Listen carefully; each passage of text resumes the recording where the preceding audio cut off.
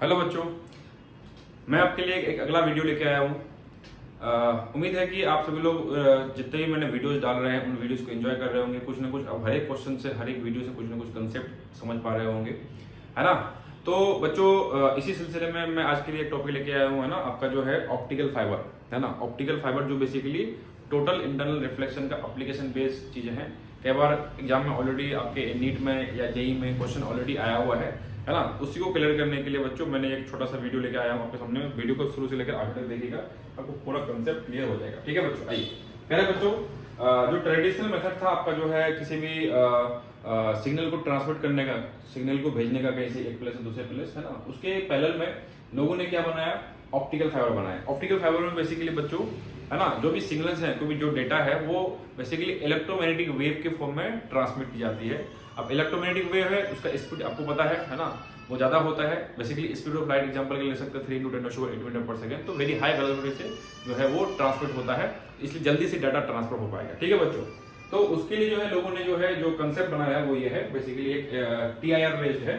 तो आपको पता है कि ये सब आप देख पा रहे होंगे कि ऑप्टिकल फाइबर आप आसपास में देखे होंगे, आपके घर में भी, है ना। जो डेटा केबल होगा, है ना, वो क्या है आपका, वो ये हो गया। उसके अलावा जो इंटरनेट कनेक्शन है ना, वो भी आप देख पा रहे होंगे। ये आपका जो ये है, इसका जो कंस्ट्रक्शन होता है बच्चों, वो कुछ इस टाइप से होता है। जो बेसिकली जो है इंटरनली एक मीडियम होता है, उसके चारों तरफ जो है एक लेयरिंग होती है ना, समझ पा रहे आप। तो आप देख पा रहे होंगे, जो इसमें डायग्राम में देख पा रहे होंगे कि एक अंदर में जो एक अलग कलर से, बाहर में एक अलग कलर से, जो बाहर वाले आउटर लेयरिंग है उसको क्लैडिंग बोली जाती है। क्या बोली जाती है? क्लैडिंग। ओके। और जो ये मटेरियल है, ये बेसिकली यही जो है आपका जो है जिसके थ्रू डेटा ट्रांसफर होगा। एंड बच्चों, चूंकि मीडियम है, इसका रिफ्रेक्टिव इंडेक्स हम डिफाइन कर सकते हैं, है ना। ये जो आउटर लेयर आपको दिख रहा है, क्लैडिंग बोल रहे हैं, उसके रिफ्रेक्टिव इंडेक्स मान लो कुछ N2, एंड जो इंटरनल जो मीडियम दिख रहा है आपको, उसका रिफ्रेक्टिव इंडेक्स मान लो N1। तो ये चीजें, ये ऐसा अरेंजमेंट इस तरह से की जाती है ताकि जैसे आपका क्या हो जाए बोलो, N1 जो है ग्रेटर देन N2 हो जाए। ऐसा इसलिए की जाती है ताकि TIR हो पाए। ठीक है बच्चों, तो TIR के लिए हम लोग हल्का सा एक शॉर्ट एंड ब्रीफ रिवाइज कर लेते हैं। जैसे आपको पता है कि जब लाइट डेंसर मीडियम से रेयर मीडियम जाती है ना, तो अगर आपका जो एंगल ऑफ इंसिडेंस है डेंसर मीडियम में, अगर वो एंगल ऑफ इंसिडेंस आपका डेंसर मीडियम में क्रिटिकल एंगल से कम हो तो रिफ्रैक्शन होता है। क्या होता है बच्चों? रिफ्रैक्शन होता है। और अगर आपका जो है क्रिटिकल एंगल के बराबर हो जाए एंगल ऑफ इंसिडेंस, तो उसको क्या बोलते हैं? ग्रेजिंग रिफ्रैक्शन होगा। एंड अगर एंगल ऑफ इंसिडेंस क्या हो जाए, ग्रेटर देन क्रिटिकल एंगल हो जाए बच्चों, उस केस में टोटल इंटरनल रिफ्लेक्शन होगा। बेसिकली इसको TIR बोलते हैं। इसी पे बेस्ड आपका जो है फाइबर ऑप्टिक्स काम करता है। ठीक है, तो बच्चों समझने के लिए देख लीजिए। जैसे मान लीजिए जो है आपका इस डेंसर मीडियम का रिफ्रेक्टिव इंडेक्स N1 है, ये रिफ्रेक्टिव इंडेक्स इसका रेयर मीडियम का N2 है। इसके लिए हम लोग जो क्रिटिकल एंगल का फॉर्मूला हम लिख सकते हैं, बताएंगे N1 sin I, है ना, मतलब बेसिकली sin C N1, है ना। बेसिकली इसको जो है क्रिटिकल एंगल डिफाइन करना चाहते हैं हम लोग, तो I कितना हो जाएगा? C हो जाएगा। N1 × sin C = क्या हो जाएगा बच्चों? N2 × sin R। R is 90 degree. क्यों?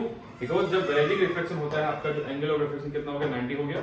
sin 90 कितना होता है? 1 होता है बेसिकली। इसलिए जो है आपको क्या मिलेगा? sin C, है ना। sin C जो क्रिटिकल एंगल है वो that gives you N2/N1। Okay बच्चों, ठीक है बच्चों। अब हम लोग उसको जो है कंडीशन को समझते हैं कि कब जो है आपका जो है डेटा ट्रांसफर हो सकता है, कब क्रिटिकल एंगल वाली कहानी फुलफिल हो पाएगी, उसको हम लोग आउट देखते हैं। ठीक है बच्चों, पहले बच्चों आइए, उसका मैंने एक क्रॉस सेक्शन फोटो बनाया, देख लीजिए आप, है ना। उसका तो आप देख पा रहे हो कि जो इंटरनल जो है एक मीडियम है, उसके बाहर में ये क्लैडिंग है। ओके, तो इसका जो है रिफ्रेक्टिव इंडेक्स N1 लिया, इसका रिफ्रेक्टिव इंडेक्स का लिया N2। कंडीशन क्या है? N1 is greater than N2, ताकि डेंसर से रेयर इंटरफेस बन पाए और TIR हो पाए। TIR तभी होता है जब लाइट डेंसर से रेयर जाती है। ठीक है बच्चों, आइए पहले बच्चों मान लेते हैं एक जो है एक इंसिडेंट वेव है जो थीटा डिग्री पर इंसिडेंट किया। तो यहाँ पर क्या होगा बोलो? एंगल ऑफ रिफ्रैक्शन होगा, है ना।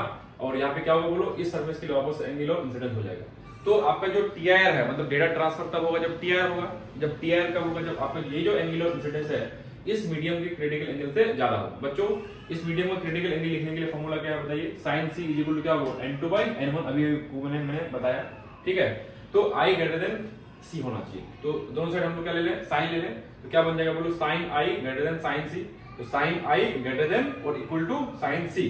sin C कितना है बोलो? N2/N1। इसलिए बच्चों क्या लिख दिया? sin I is greater than और इक्वल टू N2/N1। ठीक है बच्चों, आइए प्यारे बच्चों, अगर आप ध्यान से देख पाए, ये जो आपका R है और ये आपका जो I है, दोनों में क्या रिलेशन है बताइए?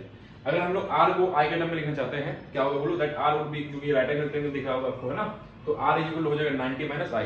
बच्चों दोनों साइड अगर हम लोग साइन ले लें तो यहाँ क्या बन जाएगा साइन आर, या क्या बन जाएगा sine 90 minus I. Sine 90 minus I कितना होता है बोलो, कोस आई होता है। तो we can have sine R is equal to cos I. ठीक है बच्चों, एज पर द स्लेंस लॉ है ना, यहाँ पर इस इंटरफेस पे स्लेंस लॉ लिखें तो क्या होगा बोलो n1 है ना। बताओ जैसे आपका जो है समझ पाया, इसको हम क्या चाहते हैं वो लिख के तो आपको ये समझा दिया। उसके अलावा अगर ये जो थीटा है उस थीटा को और आर को रिलेट करना चाहते हैं है ना, तो उसके लिए क्या करेंगे बच्चों, यहाँ पर रेफ्रेक्टिव इंडेक्स क्या है बोलो, मीडियम का 1 है, अंदर में कितना है n1 है। ओके, तो क्या होगा बोलो 1 into sin theta is equal to क्या होगा n1 into sin r, पर sin r बेसिकली कितना है cos i। ठीक है बच्चों, इसको हम लोग क्या कर लें, इसको हम लोग रिलेट कर लेते हैं। तो चूंकि आप जानते हैं बच्चों cos theta is equal to क्या होता है बोलो 1 माइनस sin स्क्वायर थीटा का रूट। ओके, तो sin r is equal to जो cos i है, अभी अभी हम लोगों ने यहाँ पे कंडीशन देखे है ना, इस इंटरफेस के लिए स्लेंस को लिख करके जो हम लोगों ने क्या देखे sin theta is equal to n1 into sin r है। तो बच्चों n1 into sin r is equal to क्या होगा बोलो, बोलो क्या है cos i। समझ देखिए है ना, आपको जो है यहाँ पर sin r is equal to जो cos i है, इस sin r is equal to cos i को हम लोग इस तरह से है ना इलैबोरेट कर सकते हैं। तो sin r is equal to हो गया cos i, पर cos i क्या होगा बोलो 1 माइनस sin स्क्वायर i का रूट। और अभी अभी हम लोगों ने देखा बच्चों कि sin i is equal to कितना आया था है ना, sin i was greater than equal to n2 by n1। तो जो sin i का वैल्यू है लिख सकते हैं n2 by n1, जो स्क्वायर है तो it becomes n2 by n1 का स्क्वायर। बच्चों एक छोटी सी बात ध्यान रखिएगा, ये जो है sin i का वैल्यू जो greater than equal to n2 by n1 कहने का मतलब ये जो है इसकी मिनिमम वैल्यू है, n2 by n1 जो है आपका मिनिमम वैल्यू है। तो किसी चीज में अगर हम लोग मिनिमम वैल्यू को सब्ट्रैक्ट करते हैं तो ये वैल्यू जो है आपको क्या होता है बोलो मैक्सिमम होता है। क्या होता है मैक्सिमम। किसी भी क्वांटिटी में अगर मिनिमम वैल्यू को घटा दोगे तो that value gives you the maximum possible value उसका। ठीक है बच्चों, तो ये हो गया। और अभी हम लोगों ने क्या देखा, देखिए एक रिलेशन और देखा, बताओ sin theta is equal to क्या बोलो n1 into sin r, n1 into sin r। तो sin theta is equal to n1 into sin r, and sin r इसके बराबर हो गया ये क्वांटिटी जो इसकी मैक्सिमम वैल्यू है। ओके बच्चों, फाइन। तो इसको हम सिंपलीफाई कर सकते हैं, एलसीएम ले लेंगे तो क्या होगा n1 square minus n2 square divide by n1 square, root से बाहर निकालेंगे तो n1 आ जाएगा, वो n1 कट जाएगा तो क्या बचेगा आपके पास sin theta is equal to बचेगा बोलो कितना under root of n1 square minus n2 square बचेगा। ठीक है, एंड यहां से आप ये आपको समझाया मैंने अभी, ये जो है इसकी मैक्सिमम वैल्यू है। फाइन, तो sin theta is equal to क्या हो गया बोलो n1 square minus n2 square का root is the maximum value of sin theta. So sin theta का वैल्यू इससे क्या होगा कम होगा या मैक्सिमम टू मैक्सिमम इतना होगा, तो लिख सकते हैं theta is less than equal to sin inverse under root of n1 square minus n2 square. ठीक है बच्चों, ये सवाल एम्स 2002 में आया था, जो बेसिकली जो है नीट का प्रीवियस वर्जन था। फाइन, तो पूछा गया था थीटा का मैक्सिमम वैल्यू क्या होगा कि लाइट जो है डेटा ट्रांसफर हो पाए, मतलब बेसिकली इन शॉर्ट टीआईआर हो पाए।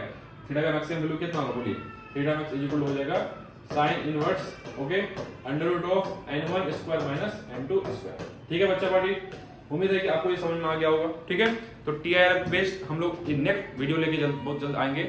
आप लोग बहुत सारा प्यार दीजिएगा, वीडियो को ज्यादा शेयर कीजिएगा, लोगों को पहुंचाइएगा लोगों तक है ना, जितना बच्चों को हो सके इसका बेनिफिट दिलवाइएगा। ओके बच्चों, थैंक यू, गुड बाय।